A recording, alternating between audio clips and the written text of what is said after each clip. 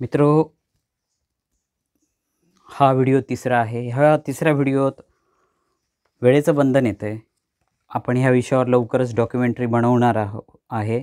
सगळ्यांनी साथ दिली तर. इथे फक्त मी ज्या पुस्तकाचा मी संदर्भ देतो आहे, ते पुस्तकाचं थोडक्यात सांगतो आहे. शशी भालेकर त्यावेळचे त्यांनी हे पुस्तक लिहिलं आहे. पुस्तकाचं नाव आहे वाटवळणाची. त्याच्यातला मी पृष्ठ क्रमांक 12 नंबरचा 12 आणि 13 ही फक्त 2 पृष्ठ मी वाचून दाखवतो आहे. फटाफट वाचून दाखवतो. यावेळी मुरारराव राणे यांचं वय 27 वर्षाचं होतं. फाळणीनंतर मुस्लिमांनी हिंदूवर जे भयंकर अत्याचार केले त्याची झळ राणे यांना लागली होती. 3 पिढ्यांनी जोपासलेल्या रावजी बाबाजी अँड सन्स या नावाने नावारूपाला आलेल्या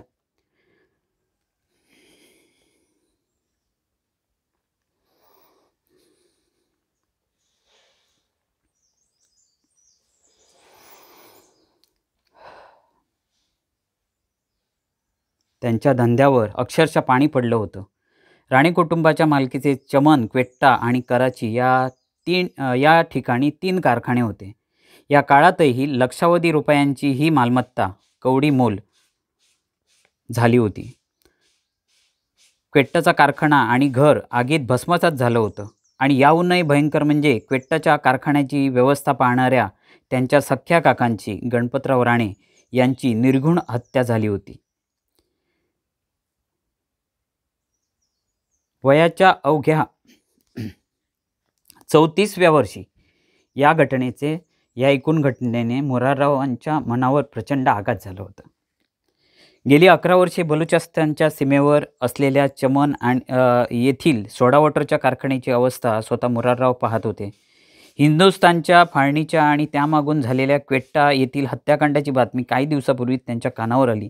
ते तातडीने क्वेट्टाला गेले. क्वेट्टाची सुंदर बाजारपेठ नष्ट झाली होती. त्यांच्या काकांची हत्या झाल्याचं कळलं. हजारोंची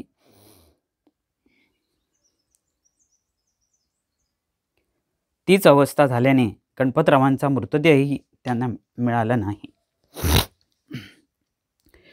क्वेट्टाच्या लष्करी ठाण्यावर जाऊन मुराररावांनी ब्रिगेडियर परांजपे आणि कर्नल हरिश्चंद्रराव परब यांची भेट घेतली.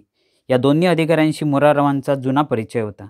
त्यांनी मुराररावांना चमनला पुन्हा न जाता लगेच कराचीला आणि तेथून कोकणात जाण्याचा सल्ला दिला. पण 67 वर्षापूर्वी आजोबांनी चमन येथे उभा केलेला 3 पिढ्यांनी वाढवलेला चमनचा कारखाना तसाच सोडून जायचा मुराररावांचं मन धजेना. ते पुन्हा चमनला गेले. चमनची सारी परिस्थितीच बदलली होती. तेथील स्थानिक पठाणांनी हिंदूंच्या मालकीची घरं आणि दुकानं आपसात वाटून घेतली होती. आदल्याच दिवशी मार्शल लॉ जाहीर झाल्याने कोणत्याही प्रकारची दंगल होत नव्हती. आपलं घर, कारखाना राणे यांनी मन घट्ट करून एका पठाणाच्या स्वाधीन केला. मोबदल्याची अपेक्षा करण्यात अर्थच नव्हता. मालकीच्या घरांची व्यवस्था करायला सवडच नव्हती.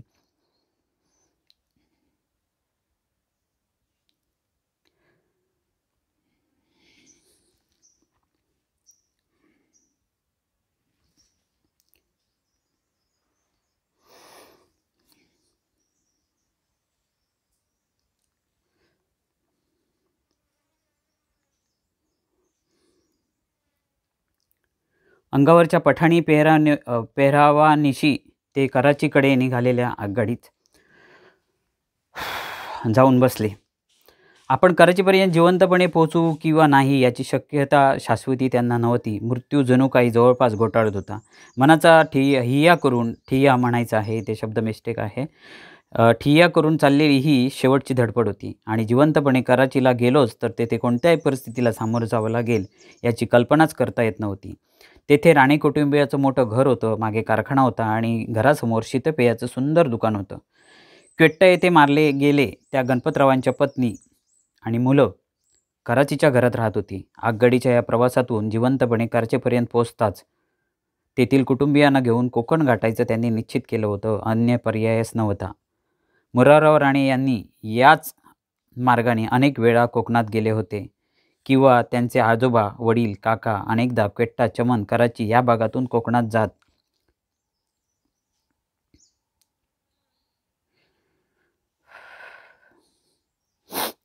तेव्हा वेगळ्या ऐश्वर्यात आणि दिमाखात जात पेशव्यांनी मराठेशाहीचा झेंडा अटकेपार रोवला.